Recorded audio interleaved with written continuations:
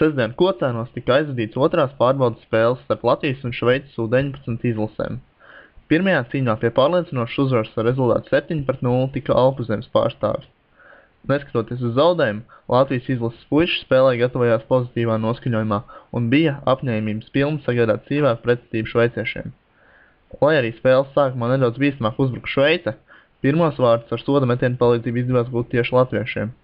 Spēles turpinājumā gan iniciatīvu pilnībā pārņēma šveicieši, gūstot vairākus bezatbildes vārdus. Latvijas izlasē nepalīdzēja arī vārdsargu maiņa. Otrā pārbaudes spēle noslēdzās ar šveiciešu uzvaru 7-2. Pēc spēles abas komandas sacensās pēc spēles metienos. Pēc vairākiem neveiksmīgiem metieniem Latviju vadībā izvirzīja valmierietis Dārgs Rozenbachs.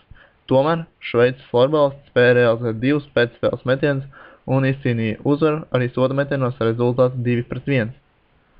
Par labākajiem spēlētājiem abu komandu rindās tika atzīti vārdsargi. Lai arī Latvijas jaunie florbalisti piedzīvoja pārliecinošus zaudējumus, tomēr iegūtā pieredze viņiem noderēs virslīgas čempionātā un citos turnīros.